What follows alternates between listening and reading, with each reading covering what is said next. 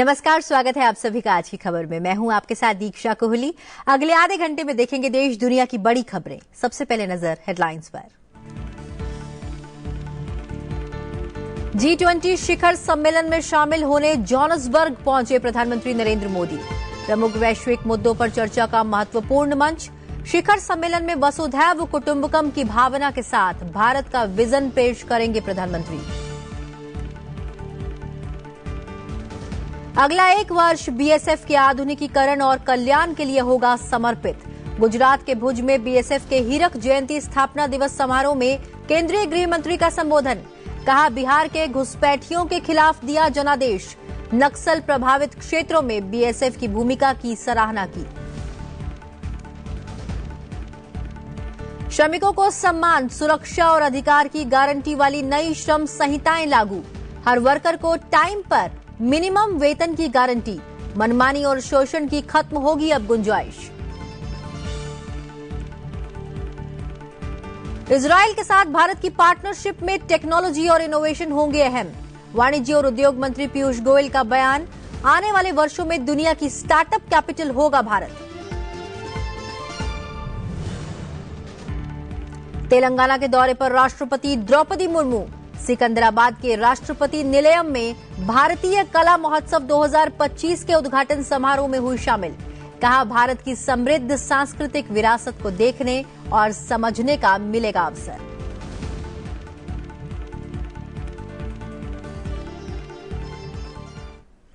और अब खबरें विस्तार से।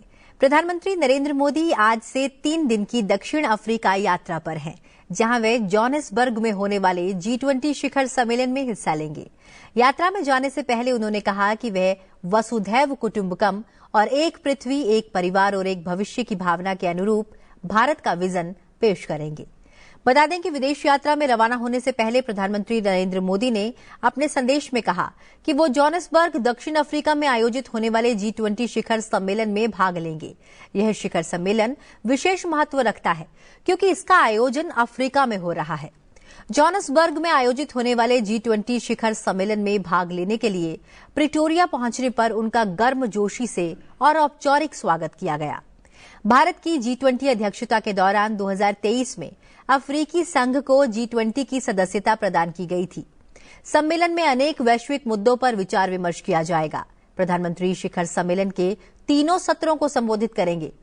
इस वर्ष के G20 की थीम एकजुटता, समानता और स्थिरता है, जिसके माध्यम से दक्षिण अफ्रीका ने नई दिल्ली और ब्राजील के रियो डी जनेरियो में आयोजित पिछली शिखर सम्मेलनों के निष्कर्षों को आगे बढ़ाया है।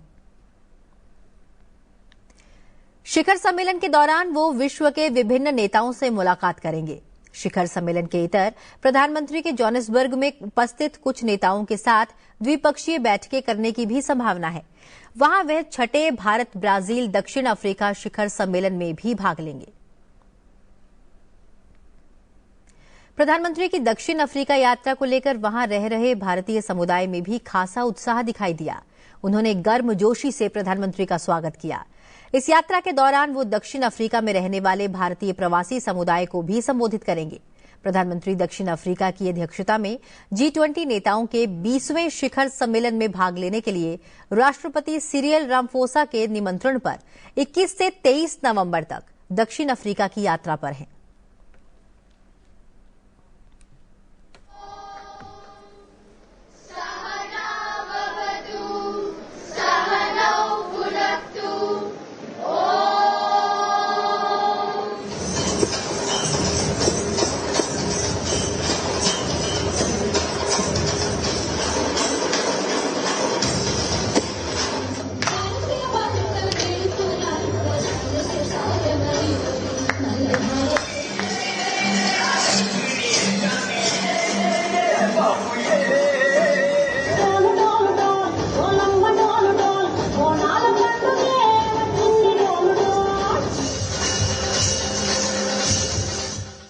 Excitement, and people are looking forward for interactions. Both the community and the global leaders who will be meeting him during the summit are all excited and looking forward to meet Prime Minister.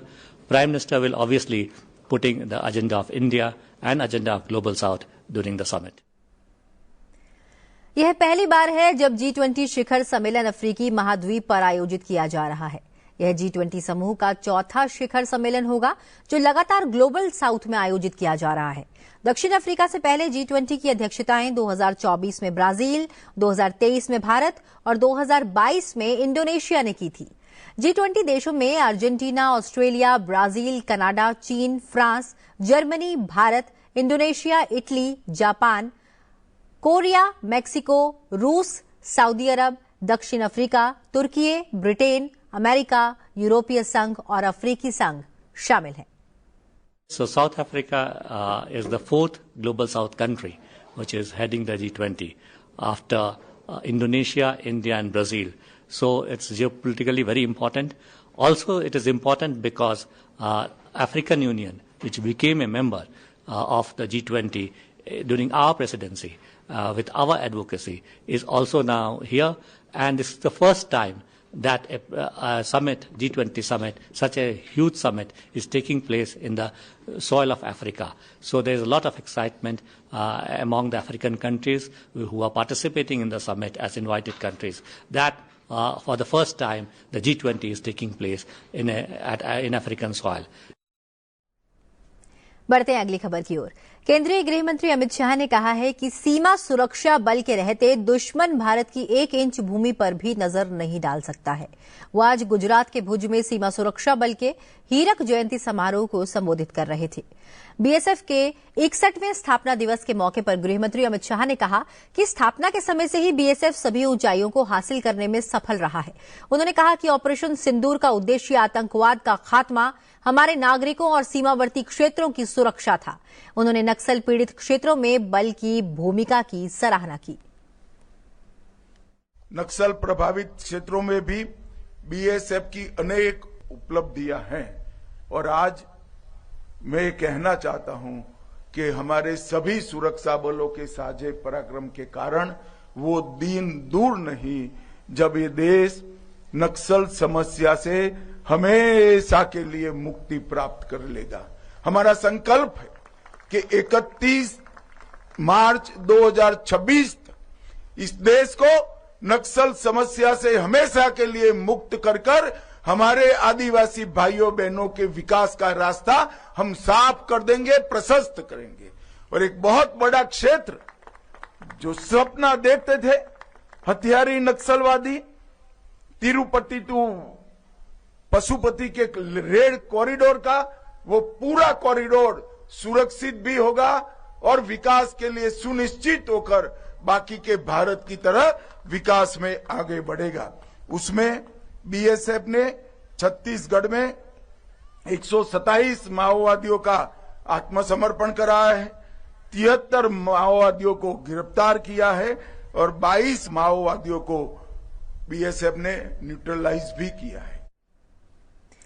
केंद्रीय गृह मंत्री अमित शाह ने कहा कि BSF देश की सभी सीमाओं पर घुसपैठ रोकने में लगा हुआ है।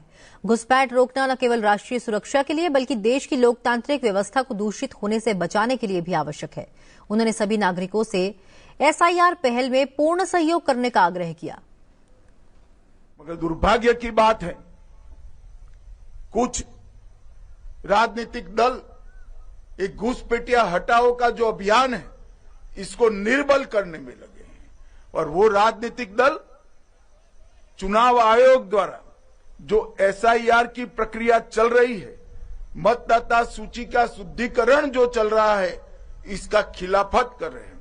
मैं आज इस हीरक जयंती समारोह में बहुत स्पष्ट करना चाहता हूं कि हम इस देश में से एक एक घुसपैठिए को चुन चुन कर बाहर निकालेंगे, ये हमारा प्रण है। इस देश के किसी भी राज्य का मुख्यमंत्री कौन हो, देश का प्रधानमंत्री कौन हो, वो निर्णय केवल और केवल भारत का नागरिक कर सकता है। कोई घुसपैठिए को अधिकार नहीं है कि हमारी लोकतांत्रिक प्रणालिका को वो प्रदूषित करे और हमारे लोकतांत्रिक फैसले को प्रभावित करे। मित्रों, एसआईआर देश को एक प्रकार से हमारे लोकतंत्र को सुरक्षित करने का और निर्मल करने की प्रक्रिया है। मैं आज यहां से अपील करना चाहता हूं कि देश की जनता एसआईआर की प्रक्रिया में जो चुनाव आयोग के द्वारा चल रही है उसका पूरा समर्थन करें। और मैं आगाह भी करना चाहता हूं उन राजनीतिक दलों को जो घुसपैठियों के संरक्षण में लगे हैं।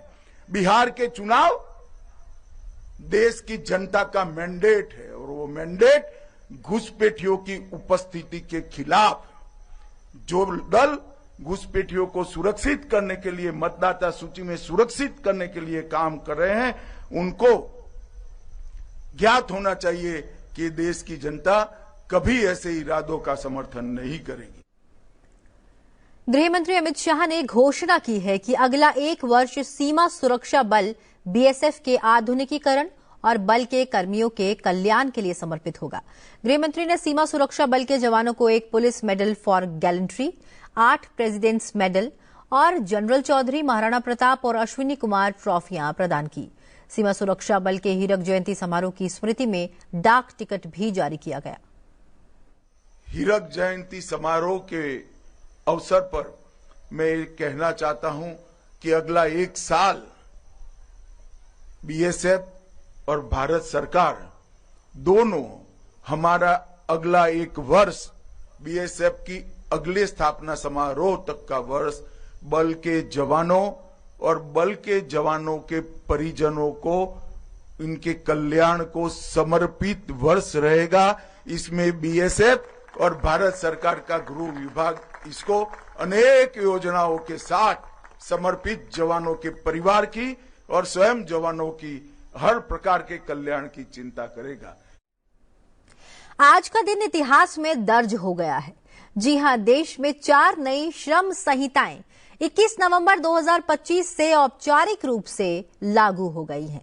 यह सिर्फ कागज पर बदलाव नहीं है, यह लेबर सिस्टम में अब तक का सबसे बड़ा मोड़ है। जिस बदलाव का इंतजार लंबे समय से किया जा रहा था, अब वो हकीकत बन गया है। नई श्रम संहिताएं सबसे पहले हर वर्कर को टाइम पर मिनिमम वेतन की गारंटी देती है। अब देरी, मनमानी और शोषण की गुंजाइश खत्म हो जाएगी। प्रधानमंत्री नरेंद्र मोदी ने इसे आजादी के बाद से सबसे व्यापक और प्रगतिशील श्रम उन्मुख सुधारों में से एक बताया है। बता दें कि सरकार ने घोषणा की है कि वेतन संहिता 2019, औद्योगिक संबंध संहिता 2020, सामाजिक सुरक्षा संहिता 2020 और व्यावसायिक सुरक्षा, स्वास्थ्य एवं कार्यदशा संहिता 2020 अब पूरी तरह लागू होंगी। ये 4 संहिताएं पुराने 29 श्रम कानूनों को युक्ति संगत बनाते हुए उन्हें एक ही आधुनिक फ्रेमवर्क में ला रही हैं। श्रम नियमों का आधुनिकीकरण, श्रमिकों के कल्याण को बढ़ावा देना और श्रम पारिस्थितिकी तंत्र को कार्य की बदलती दुनिया के साथ जोड़कर यह ऐतिहासिक कदम भविष्य के लिए तैयार कार्यबल और आत्मनिर्भर भारत के लिए श्रम सुधारों को आगे बढ़ाने वाले मजबूत, लचीले उद्योगों की नींव रखता है। भारत में श्रम कानून आजादी से पहले बनाए गए थे। ये उस समय की जरूरत के हिसाब से बनाए गए थे, लेकिन अब समय बदल गया है। ये नई श्रम संहिताएं अब आज के समय की मांग थी, जिसे सरकार ने पूरा करने का काम किया है। हाल के दशकों में दुनिया की ज्यादातर प्रमुख अर्थव्यवस्थाओं ने अपने श्रम नियमों में समय के हिसाब से बदलाव किया, जबकि भारत के 29 केंद्रीय श्रम कानून काफी जटिल और पुराने हो चुके थे। ऐसे में सरकार का ये कदम न सिर्फ आज के लिए अच्छा है, बल्कि भविष्य के लिए भी एक उम्मीद भरा कदम है। सरकार के इस कदम से अब नौकरी और घर में तालमेल बिठाने में मदद मिलेगी। 4 श्रम संहिताओं के लागू होने से औपनिवेशिक युग की बनाई व्यवस्थाएं अब हट गई हैं। अपने फैसले के जरिए सरकार ने साफ कर दिया है कि वो श्रमिकों के हित में फैसले लेना जारी रखेगी। यह आत्मनिर्भर भारत की दिशा में एक अहम कदम है। एक ऐसा भारत जहां कामगारों को न केवल सुरक्षा मिले, बल्कि सम्मान और भविष्य का रास्ता भी खुले। राष्ट्रपति द्रौपदी मुर्मू तेलंगाना के दौरे पर हैं, जहां आज वे सिकंदराबाद के राष्ट्रपति निलयम में भारतीय कला महोत्सव 2025 का उद्घाटन समारोह में बतौर मुख्य अतिथि शामिल हुई। भारतीय कला महोत्सव के द्वितीय संस्करण के उद्घाटन समारोह को संबोधित करते हुए राष्ट्रपति ने कहा कि इस महोत्सव में हमें पश्चिमी भारत की समृद्ध सांस्कृतिक विरासत को देखने और समझने का अवसर मिलेगा। उन्होंने कहा कि दिल्ली में स्थित राष्ट्रपति भवन के साथ साथ शिमला, हैदराबाद और देहरादून में स्थित राष्ट्रपति आवास जनता के आगमन के लिए खुले हैं। हमारे देशवासी, विशेषकर हमारी युवा, भारत की सभ्यता संस्कृति के बारे में और अधिक जान समझ सकेंगे। इसके लिए भारत सरकार अनेक कदम उठा रही है। इस दिशा में राष्ट्रपति भवन में भी अनेक प्रयास किए जा रहे हैं। नई दिल्ली में स्थित राष्ट्रपति भवन के साथ साथ शिमला, हैदराबाद और देहरादून में स्थित राष्ट्रपति आवास जनता के आगमन के लिए खुले हैं। वहां और अधिक से अधिक लोग आए तथा भारत की समृद्ध सांस्कृतिक विरासत और इतिहास से परिचित हो, इसके लिए विशेष प्रयास किए जा रहे हैं। राष्ट्रपति भवन को मैं जनता का ही भवन जानती हूँ, ये राष्ट्र का भवन है। इस सोच के अनुसार राष्ट्रपति भवन को आम जनता से जोड़ने के लिए निरंतर कार्य किया जा रहा है। इस वर्ष मार्च में राष्ट्रपति भवन में विविधता का अमृत महोत्सव का दूसरा संस्करण आयोजन किया गया था। वो महोत्सव भारत के दक्षिणी राज्यों पर केंद्रित था। मेरा मानना है कि जैसे आयोजनों से विभिन्न क्षेत्रों में रहने वाले हमारे देशवासियों को एक दूसरे को समझने में मदद मिलती है। ये समझ हमारी सोच को विस्तृत बनाती है। साथ ही ऐसे आयोजनों से हमारी सांस्कृतिक धरोहर का सम्मान बढ़ता है, उनका संरक्षण करने की प्रेरणा भी मिलती है। हमने राष्ट्रपति निलयम का जिक्र किया। आपको बता दें कि निलयम का मतलब निवास स्थान होता है। राष्ट्रपति ने कहा कि नई दिल्ली में स्थित राष्ट्रपति भवन के साथ साथ शिमला, हैदराबाद और देहरादून में स्थित राष्ट्रपति आवास जनता के आगमन के लिए खुले हैं। वहां पर अधिक से अधिक लोग आएं और भारत की समृद्ध सांस्कृतिक विरासत और इतिहास से परिचित हों, इसके लिए विशेष प्रयास किए गए हैं। केंद्रीय वाणिज्य और उद्योग मंत्री पीयूष गोयल ने कहा है कि इजराइल के साथ भारत की पार्टनरशिप में टेक्नोलॉजी और इनोवेशन महत्वपूर्ण हिस्सा होंगे। केंद्रीय मंत्री ने Perez centre for piece and innovation में मीडिया से बातचीत करते हुए कहा कि हम अपने स्टार्टअप इकोसिस्टम को बढ़ावा देने के लिए इजराइल के साथ मिलकर काम कर सकते हैं। बता दें कि केंद्रीय मंत्री ने कहा कि भारत की बड़ी अर्थव्यवस्था को देखते हुए इसे प्रतिस्पर्धी कीमतों पर डीप टेक और हाई क्वालिटी इनोवेशन के लेवल तक ले जाने की उम्मीद कर सकते हैं। हम इजराइल के साथ एक गहरी पार्टनरशिप की उम्मीद कर रहे हैं, जिसकी आबादी में हर 1000 व्यक्तियों पर एक स्टार्टअप है। ये बात उन्होंने कही। साथ ही उन्होंने कहा कि भारत आने वाले वर्षों में दुनिया की स्टार्टअप कैपिटल बनना चाहता है। इससे पहले उन्होंने इजराइल के अर्थव्यवस्था और उद्योग मंत्री द्वारा आयोजित एक समारोह में भाग लिया। Signed the terms of reference with Israel for a balanced, equitable and fair agreement between Israel and India to develop our mutual economies for prosperity and the future. One of the elements is going to be technology and innovation in our comprehensive partnership with Israel.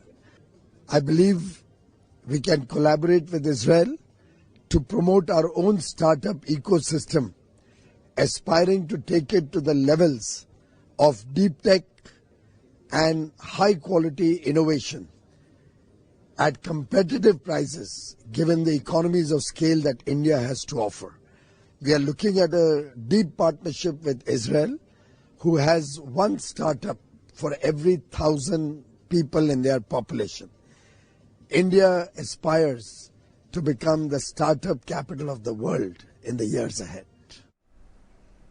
और अब एक नजर देश दुनिया की बड़ी खबरों पर। राष्ट्रपति द्रौपदी मुर्मू ने आज तिरुमला भगवान वेंकटेश्वर स्वामी मंदिर में पूजा अर्चना की।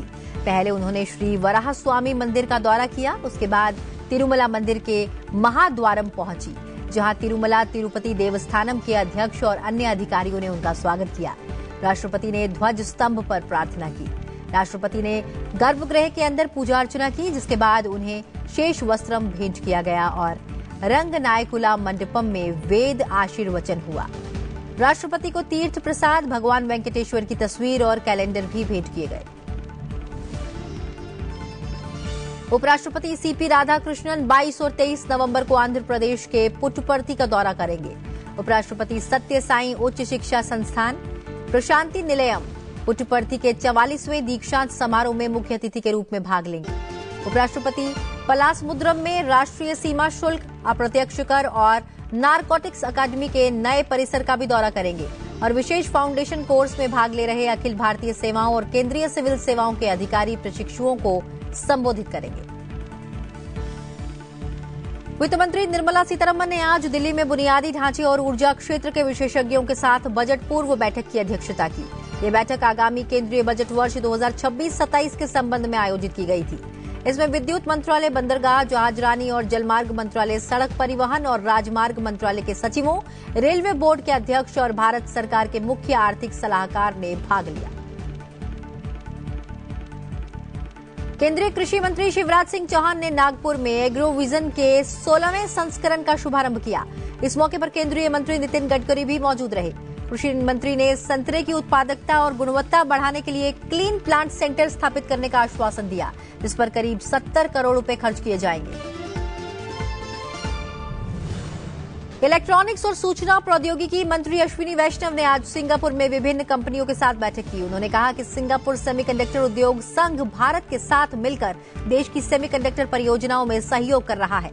उन्होंने अधिकारियों और उद्योग समूहों के साथ सेमीकंडक्टर परियोजनाओं के लिए तकनीकी विशेषज्ञों और अभियंताओं के कौशल विकास पर भी चर्चा की। भारत और अफगानिस्तान के बीच हवाई माल ढुलाई सेवाएं बहुत जल्द शुरू होंगी। अफगानिस्तान की तालिबान सरकार के वाणिज्य और उद्योग मंत्री अल हज नूरुद्दीन अजीजी की भारत यात्रा के दौरान विदेश मंत्रालय की ओर से ये जानकारी दी गई है। इसमें संपर्क में उल्लेखनीय वृद्धि होगी। व्यापारिक और वाणिज्यिक संबंध और मजबूत होंगे। संयुक्त अरब अमीरात में आयोजित दुबई एयर शो में आज भारतीय वायुसेना का एक तेजस लड़ाकू विमान दुर्घटनाग्रस्त हो गया।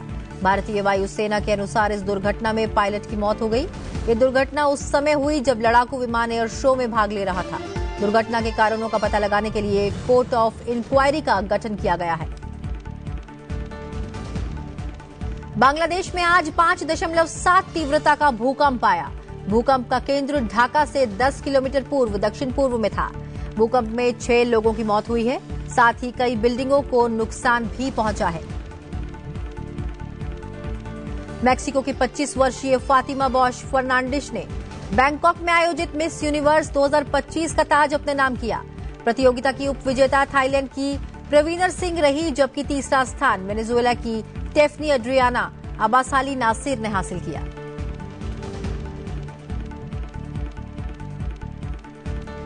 आज विश्व टेलीविजन दिवस है। ये टेलीविजन के लोगों की राय को बताने और सिखाने, संचार और समझ बढ़ाने के लिए मनाया जाता है। संयुक्त राष्ट्र महासभा ने वर्ष 1996 में एक प्रस्ताव के जरिए 21 नवंबर को इसके मनाए जाने की घोषणा की थी। भारतीय टेलीविजन नेटवर्क 23 करोड़ घरों के 90 करोड़ दर्शकों तक पहुंचता है।